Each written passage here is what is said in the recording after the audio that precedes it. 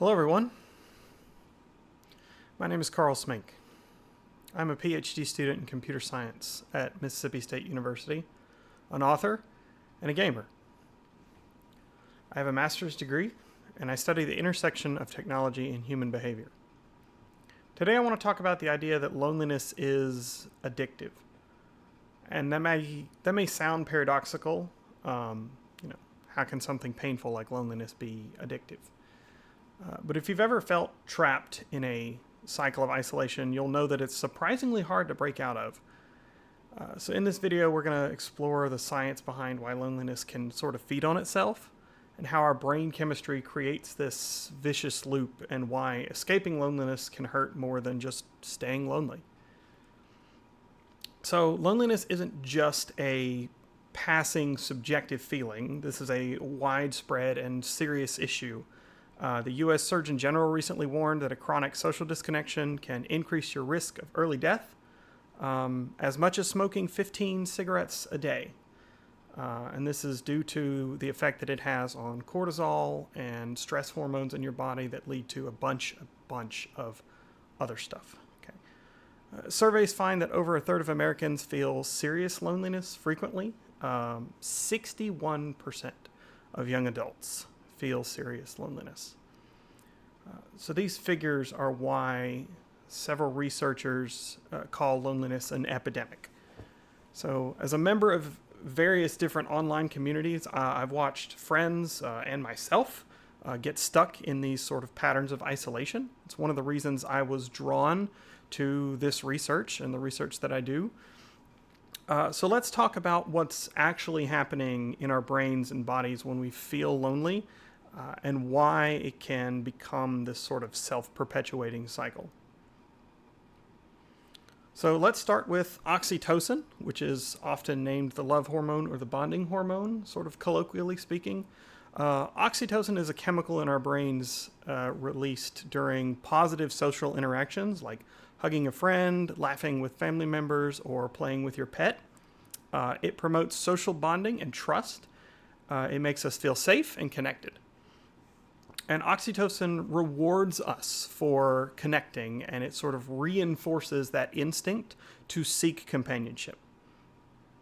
However, oxytocin has a sort of dual role in that while it does draw us together, it can also make us more sensitive to the pain of being apart. So when you feel lonely, your body actually boosts oxytocin production as a compensatory response. And we measure this not only in the oxytocin circulating in your bloodstream, but also the density of oxytocin producing cells in your brain. It's your brain's way of sort of saying, I need more social connection, go and seek it out. So oxytocin in this context, acts like an alarm and a motivator. It makes you pay extra attention to social cues around you. But here's the catch. That same heightened sensitivity can backfire. So when oxytocin levels are up and you are craving contact, you're not just more alert to positive opportunities, you're also more vulnerable to perceiving rejection or disinterest. And this is what scientists call being hypervigilant to social threats. In other words, to put this a little simpler, loneliness can put your brain on high alert. You might notice a slight frown or a lukewarm response from someone and interpret it in a really or a more negative way than you otherwise would. So this is sort of oxytocin doing its job a little too well. By focusing your attention strongly on the social world, it amplifies both the good and the bad. So while oxytocin initially pushes you to find companionship, it simultaneously makes any social pain like exclusion or awkwardness feel extra painful. Psychologists have even found that social pain lights up the same areas of the brain as physical pain does. And so that pang of loneliness or that sting of rejection isn't just in your head. There is a biological, physiological response that goes along with that. So notably, oxytocin is one of the few hormones that operates through a positive feedback loop, meaning its release promotes behaviors that stimulate additional secretion, further amplifying its effects over time. So, as an aside here, a positive feedback loop does not necessarily mean that the outcome or the effect that the cycle has is a positive one. Positive feedback loop means that without intervention, without disruptions to how that cycle works, that the effect will increase or scale or get more noticeable over time. So if the outcome is a good thing and you have a positive feedback loop, then it gets better over time. And if that outcome is a negative thing, but you have a positive feedback loop, it gets worse over time. The scale or the size of the effect increases positively as the cycles keep going. A negative feedback loop would be the opposite. Every time you go back through the cycle, the effect diminishes. But oxytocin is a hormone that operates through a positive feedback loop. So you feel lonely, your body makes more oxytocin, and that cranks up your sensitivity to social cues. So if you reach out and you get a warm response, then that's fantastic. Oxytocin then sort of rewards you, and that loneliness begins to resolve. But if you reach out and you get snubbed or you get ghosted or you get a bad response, if you're too anxious to reach out at all, then that heightened sensitivity from that boosted oxytocin level turns into hurt. And the result of that is that you tend to withdraw further to avoid feeling that pain again. So we've gone from biology to behavior here, where oxytocin encourages social seeking, but the increased sting of rejection causes you to retreat. And that retreat deepens the loneliness, which starts the cycle all over again, only now you have more self-doubt and more guardedness to go along with it. So loneliness isn't just black and white. It's not an on or off thing. It's a sort of sliding scale. And there's also a big difference between acute loneliness, which is sort of short-term situational isolation, and chronic loneliness, which is sort of long-term persistent isolation. So oxytocin plays a different role in each one of those. So acute loneliness, which is the short-term one, that is what you might feel like on a quiet weekend where your friends are busy, or in like the first weeks at a new job or at a new school. It's usually temporary, but crucially, it can spur you to action. So scientists liken the feeling of acute loneliness to something like hunger or thirst. It's sort of an alarm that something essential is missing, and it motivates you to go out and fix it. If you're lonely tonight, you might text a friend, join a club. That's that sort of hunger for social contact driving you to reconnect. Oxytocin is part of this process. It is elevated in order to push you towards others, and it sort of gives you that longing that ideally leads to socializing. So now, what if that loneliness is not resolved? So if weeks turn into months and meaningful connection never comes, loneliness can linger and become chronic. When loneliness shifts from acute to chronic, the brain sort of changes its strategy of what it actually does. It sort of goes from I must find connection to I must protect myself from further hurt. Research shows that chronically lonely people start to avoid social interaction and tend to fall out of sync with others. And it's sort of a defensive posture to avoid more pain. And we also see a similar physiological effect take place in the area of your brain where the cells that produce oxytocin are. We actually see a reduction in the density of those cells. Your body starts making fewer of the cells that produce oxytocin, and you see a weakened sort of lesser effect. You have less oxytocin circulating in your system once you become chronically lonely, and that sort of shift takes over. I'm getting ahead of myself. So biologically, one thing that happens with chronic loneliness is that the oxytocin system down regulates. There's a reduction in the density of cells in the brain that produce oxytocin, and those remaining cells also secrete less. So those oxytocin levels that initially rose as a cry for help now sort of decline over time. And it's an adaptive response. It's constant yearning with like no fulfillment is exhausting. So your body tries to ease the ache by sort of numbing it or reducing the effect. Unfortunately, lower oxytocin means that you've also lost much of the like sort of warmth and reward that comes from good social interaction. So it's sort of this cruel trade-off where you hurt less in the moment because that craving for social interaction is sort of blunted. But you also become less likely to enjoy or pursue social contact, like at all. So in addition, the whole oxytocin system can become dysregulated or sort of out of balance in long-term loneliness. Studies have found that lonely individuals often don't respond to positive social signals the way that non-lonely people do.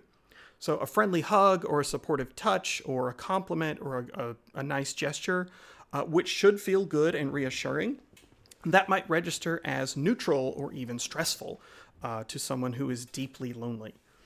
So what used to comfort you now might not, and that's a sign that the system is sort of out of whack. So this downshift has some sort of big implications. Chronic loneliness basically puts you in a state of heightened caution. You start expecting the worst from social situations, and over time, lonely people tend to develop this sort of negative filter. They interpret neutral interactions as negative. They overlook positive gestures, and they remember more of the bad moments. So you tend to dwell on the negative things. For example, if someone doesn't text you back for a while, a chronically lonely person might think they must dislike me, where a socially content person might assume, oh, they're just busy. That mindset sadly becomes a self-fulfilling prophecy. Why go to the party if you know you're not going to fit in? By avoiding chances to sort of disprove your expectations, you end up confirming them, just sort of passively. And in this way, chronic loneliness sort of traps you in this bubble where you're isolated, but you're also convinced that being in that bubble is where you belong. So before we go any further, let's have a little aside here. It's really important to understand something about cause and effect here. The feeling of loneliness and the biology of loneliness don't always happen in the same order, but they do eventually sync up with one another. So you can think of it like this. The subjective feeling of loneliness, that ache of disconnection, is correlated with low or dysregulated oxytocin, but it's not always a one-way street. Sometimes the feeling comes first, and then the body's oxytocin system changes to adapt to that feeling. But other times, it's the opposite. You have a biological change in either oxytocin production, oxytocin secretion, receptor sensitivity, cell density. Sometimes the biological change comes first, and then that causes the emotional state that we recognize as loneliness. But either way, the end result is the same. Your body and your feelings eventually will start echoing each other. So if you want to oversimplify this into a memorable phrase, you can think a lonely mind creates a lonely body, and a lonely body creates a lonely mind. To make things more interesting, loneliness isn't strictly about being alone. You could be surrounded by people and still feel profoundly disconnected. Maybe you're at parties every weekend, or you're constantly chatting online, but you don't really click with anybody. Maybe you feel misunderstood, you feel out of sync, you feel like you can't really share what's on your mind. That is emotional isolation, not physical isolation, but it is just as real and it's just as powerful. It has similar, if not identical, effects that physical isolation has on these two systems that we sort of talked about. But the flip side is also true. Some people live in physically remote areas. They spend most of their time alone, and they don't feel lonely at all. They may have a healthy oxytocin system. They may have a strong sense of interconnection. They may have a purpose that keeps them sort of grounded. So it's not the physical isolation that causes either oxytocin dysregulation or the feeling of loneliness. It's not, that is not sufficient. It can contribute to an existing problem, but being physically isolated or being physically immersed is not a disruptor or a strong thing that affects this overall phenomenon. So when you ask yourself, do I feel lonely? Don't answer based only on how many people are around you or how active your social life looks kind of from the outside. Loneliness is ultimately it's an internal experience, and it's about the quality of your connections, not the quantity. So by now you can see how loneliness can sort of turn into this vicious self-feeding cycle. But can we really call loneliness addictive, per the title? I think in many ways, yes. At least in how it grips the brain and how it affects behavior. So typically, we think of addiction in terms of substances like drugs or certain behaviors like gambling. You become dependent on something because it either gives you pleasure or it relieves pain. But in addition, trying to quit it brings you some level of discomfort. It's hard to quit. Long-term loneliness creates a kind of dependency through pain avoidance. It becomes safer to stay isolated, where things are emotionally numb but predictable. That feels safer than venturing out and risking the sting of rejection or the anxiety of social interaction. So in effect, a lonely person can become addicted to the comfort zone of solitude. Breaking out of it means experiencing withdrawal-like symptoms that come with re-entering social life. So like awkwardness, fear, vulnerability, rejection, all that just nasty stuff. So neurologically, there are sort of these really interesting parallels between loneliness and sort of traditional addictions. In a healthy social life, positive interactions light up the brain's reward centers and they release dopamine. But in loneliness, that reward response can weaken. For example, lonely individuals show less activation in those same reward circuits when viewing positive social scenes.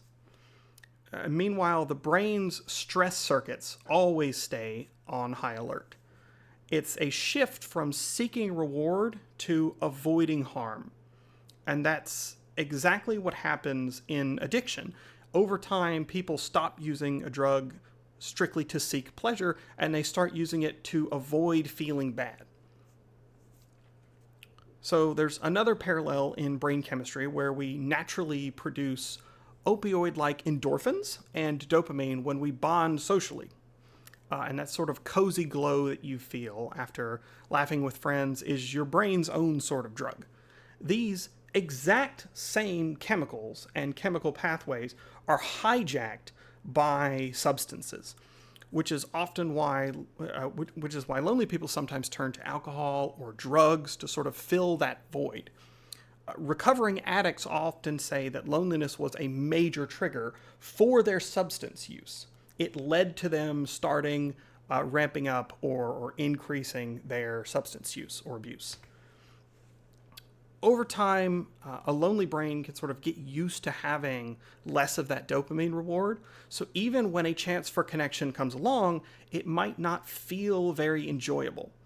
So in the same way, long-term drug use tends to dull the joy of like ordinary pleasures. And this makes that isolation sort of stick because nothing seems enticing enough to sort of draw you out of your little bubble or to get you out of the house. So again, this isn't because anybody wants to be lonely. It's because their brain sort of learned that avoiding people feels safer than engaging. So to a lonely brain, avoidance becomes a sort of survival strategy. And like beating any addiction, breaking the loneliness cycle can be extremely hard. It often means enduring some discomfort as you sort of resensitize yourself to social rewards. For someone who's deeply lonely, going to a gathering or opening up to others can trigger panic or pain. It's a withdrawal from solitude. And the easiest relief for that tension is to retreat back to isolation, just as an addict would find relief in getting another dose of whatever their substance of choice is. So loneliness is especially pronounced in like online native groups. So people in these groups often find camaraderie online around their loneliness. And while that can provide some comfort, it can also reinforce isolation by replacing real life interaction. But it's not just these, always or very often online groups. So our society's like screen-based lifestyle has made meaningful connection harder for basically everyone. From teens who are glued to social media to older adults who are living alone, many people across all age groups now are finding themselves lonely behind their screens. So it's sort of no wonder that public health experts in the US, the UK, Germany, and several other European countries are all calling loneliness this sort of epidemic or this modern crisis. It's a real physiological, cultural change that is happening all across the globe on a very wide scale. So loneliness really can be addictive, not just because it's enjoyable, but also because it sort of traps your brain in this self-perpetuating cycle. The longer you remain lonely, the harder it becomes to break free of it. But there is some good news. Since loneliness isn't a substance, but is sort of a lack of one, the cure is to add something back in, and that thing that you're adding back in is genuine connection. The good news is humans are sort of hardwired for connection, and even if those wires have been quiet or tangled or dulled for a little while, they're still intact.